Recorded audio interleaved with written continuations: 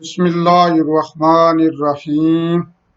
شروع کرتا ہوں اللہ کے نام سے جو نہایت مہربان اور رحم والا۔ دوستو، ہم حدیث بیان کریں گے رسول اللہ صلی اللہ علیہ وآلہ وسلم پر جھوٹ باندھنے کی سختی کا بیان،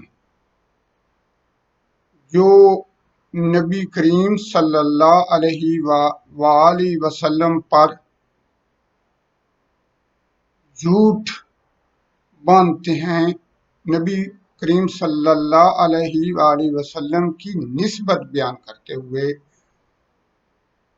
تو ہم حدیث کی طرف چلتے ہیں۔ اس حدیث کے راوی ہیں حضرت علی رضی اللہ تعالی عنہ۔ کتاب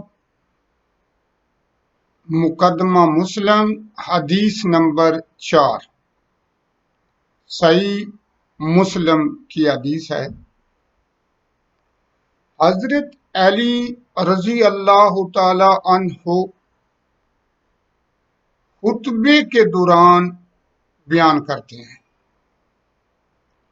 کہ نبی کریم صلی اللہ علیہ وآلہ وسلم نے فرمایا، مجھ پر جھوٹ مت باندھو۔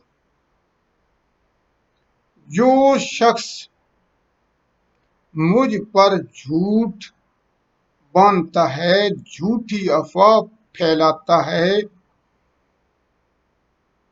میری طرف منسوب کرتا ہے، تو وہ اپنا ٹھکانہ جہنم میں بنا لے۔ اس کا ٹھکانہ جہنم میں ہے۔ ایک اور حدیث ہے، حدیث نمبر 5 اسی چیپٹر پر۔ اس کے راوی ہیں انس بن مالک۔ انس بن مالک رضی اللہ تعالی عنہ فرماتے ہیں کہ رسول کریم صلی اللہ علیہ وآلہ وسلم نے فرمایا، مجھ پر عمدن جھوٹ باندھنے والا اپنا ٹھکانہ جہنم میں بنا لے۔ جو میری طرف سے جھوٹی بات کہے، اس کا ٹھکانہ جہنم میں ہے۔ دوستو، اسی چیپٹر میں حدیث نمبر 6 پر ہے۔ یہاں پر بڑے بڑے محدث، بڑے بڑے حدیث لکھنے والے یہ بیان کرتے ہیں۔ یہاں پر جو حدیث ہے اس کے راوی ہیں ابو ہریرہ۔ ابو ہریرہ رضی اللہ تعالی عنہ فرماتے ہیں کہ نبی کریم صلی اللہ علیہ وآلہ وسلم نے سختی سے منع کیا ہے کہ مجھ پر جھوٹ مت باندھو۔ مجھ پر جھوٹ باندھنے والا جہنم میں ڈالا جائے گا۔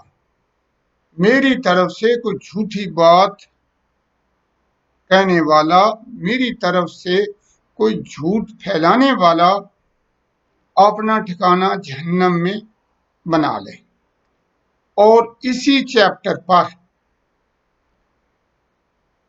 حدیث نمبر 7 پر ہیں امیر کوفہ کے امیر مغیرہ بن شعبہ بیان کرتے ہیں کہ میں نے سنا ہے رسول کریم صلی اللہ علیہ وآلہ وسلم فرماتے ہوئے کہ نبی کریم صلی اللہ علیہ وآلہ وسلم نے فرمایا، مجھ پر جھوٹ مت باندھو۔ جو مجھ پر جھوٹ باندھے گا، جو میری طرف سے میری نسبت دے کر میری طرف سے جھوٹ منسوب کرے گا، اس کا ٹھکانہ جہنم میں ہے، وہ جہنم میں ڈالا جائے گا۔ تو میرے دوستو یہ تھی نبی کریم صلی اللہ علیہ وآلہ وسلم پر جھوٹ باندھنے کی سختی کا بیان۔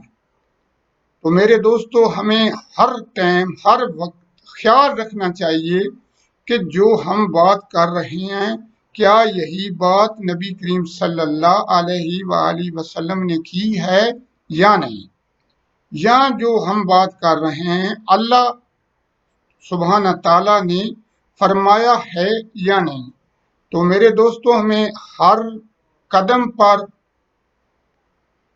قدم میں یہ سوچ کر بات کرنی چاہیے کہ ایسا نہ ہو کہ اس حدیث کی طرح اس حدیث جیسے نبی کریم صلی اللہ علیہ وسلم نے فرمایا ہے کہ کہیں ہمارا ٹھکانہ بھی جہنم نہ ہو۔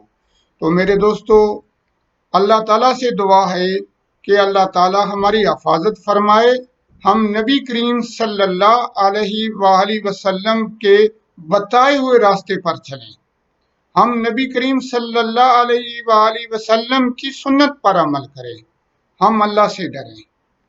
اللہ تعالیٰ ہماری حفاظت فرمائے، اللہ تعالیٰ تمام مسلمانوں کی حفاظت فرمائے، اللہ تعالیٰ جو مسلمان بیمار ہیں لاچار ہیں انہیں شفائے کاملہ عاجلہ عطا فرمائے، اللہ تعالیٰ ہماری حفاظت فرمائے۔